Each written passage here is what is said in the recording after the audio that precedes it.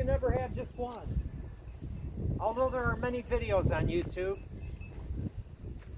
explaining what you should buy as your first unicycle, I'm just going to add to all the noise. And I'm not some Superman unicycle. I enjoy trail riding. I do a little riding, you know, from here to there on the roads, but basically I live in an area with a lot of trails. Not hyper technical like Moab or Whistler or anything like that, but just, you know, nice bike trails in the woods with some inclines and some declines and some uneven ground. And as you can see from the snow, I even ride in the winter. Although there are limits to how deep a snow you can ride through, you know, I pack down trails, I shovel my trails, blah, blah, blah. If you want to do street, or if you want to do trials, I mean, you don't necessarily need to watch us, except to watch somebody else bragging about their stable of unicycles. You know that you'll probably want to get a strong 20-inch, whether or not it's a QX or an old Torker DX or a Cox 1 or a Nimbus or a Chris Holmes or an Impact or any other ones with the strong splined axles and double wall rims and chromoly, or in the case of Chris Holmes, aluminum alloy fork, stainless steel spokes. You want to have something definitely that can take a knock, and these have proven to be able to drop 8-10 feet and not break. They're tough little monkeys. And so you don't need my advice. You're not going to buy a $100 unicycle to do trials or street off of eBay. You know that they're just basically going to fold up. The rims are going to taco. The crank arms won't hold up. They're just junk. So let's just talk about the modestly skilled people that just like to go out and trail ride. Well, you can see behind me, two of these things are just like the others. Two of these things belong into their own category, and that's the two center ones. 24 inch. 24 inch is a beautiful compromise between being able to go from point A to B and being able to do some stuff. You know, that stuff that can cause excitement. They're both high quality units. I have a 24 inch Nimbus Muni. Muni stands for Mountain Unicycle. And then a KH24 Chris Holmes 24 inch. They both have double wall rims. Actually, they both have Nimbus Dominator rims. The original ones, not the Dominator 2s, but they've proven to be strong. And then Chris Holmes cranks, although Nimbus has a nice line of crank arms now, so you won't go wrong. The big difference between them, besides the alloy frame on the Chris Holmes, and they both have 150mm crank arms, and I'm going to talk about crank arms here presently. This one has a brake. Now, the modern ones have disc brakes, and that's neither here nor there. The Magura, the old style I have, the rim brakes, they work fine. I don't see the sense in going to discs beyond just people want to be technical. These things work fine for unicycle use, and you use brakes. I've got one on my 26 inch and my 24 inch for downhills. Just slowing your descent so you're not just using all legs. I also, again, I have a 19 inch, technically it's a 19 inch, not a 20 inch. Two 24s, which I love my 24s, and then my 26, which has actually not the tire that came on it. The advantage of a 26 inch wheel, along with being able to roll over stuff with less problems, you could just drive right over stuff easily with the 26 that would knock you on your face with this 20 inch, is the 26 inch allows you to use a variety of mountain bike tires. I took off the stock one. It was a 3-inch wide, I believe. Don't quote me on that.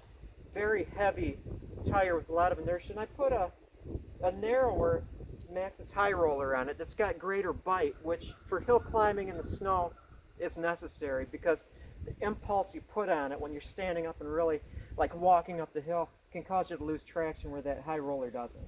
Now, unicycles, 24 inch, your best bet. You're not going to regret having a 24 inch unicycle. If you were riding a little bit on the road and trail riding and experimenting in downhills and stuff like that, 24 inch is beautiful.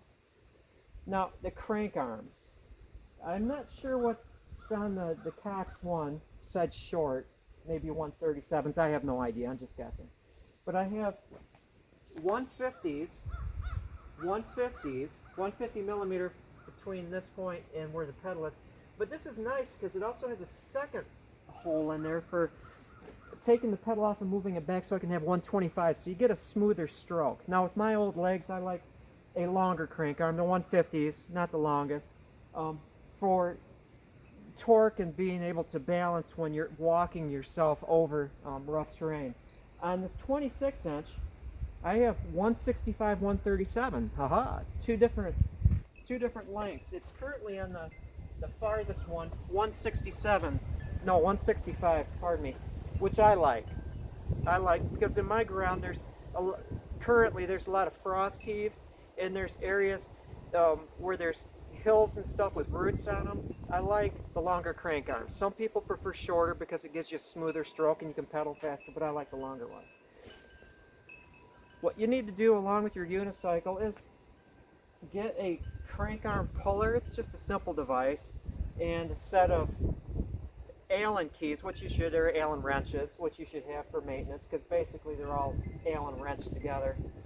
But you can get, with a 24-inch, get a set of 165s and 150s and switch between them depending on what kind of terrain you're going on. You will be your own mechanic. Now, as far as you're looking at these, a brand new basic Nimbus with no brake is probably about $400. But I learned later in life, when I was about 45 or so, that was 15 years ago. This is my original unicycle.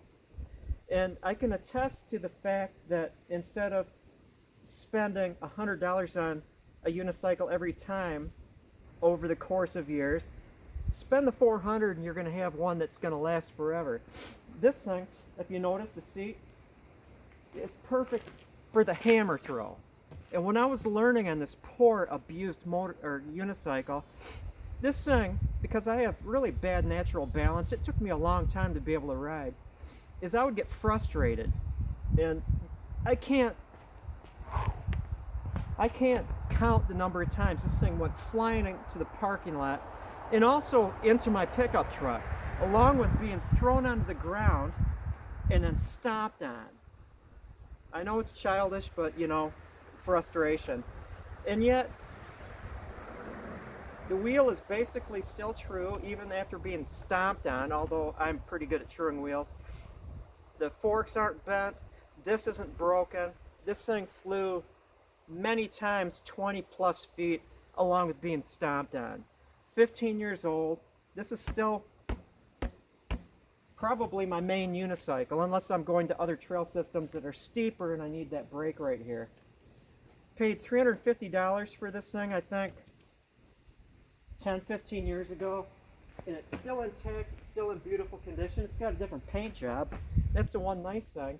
It takes almost no time to strip the paint off the unicycle fork and then just get some spray cans and paint over it. Wonderful, wonderful hobby. And that's about it. 24 inch is the best bet. You can't necessarily get the same ones if you're in Europe that you can in the US. But QX, Impact, Chris Holmes, Nimbus, what are some other ones? I'm not really sure. They're not sold here. But yeah, pay now, a little bit more, and then you don't have to pay again. And that is about it.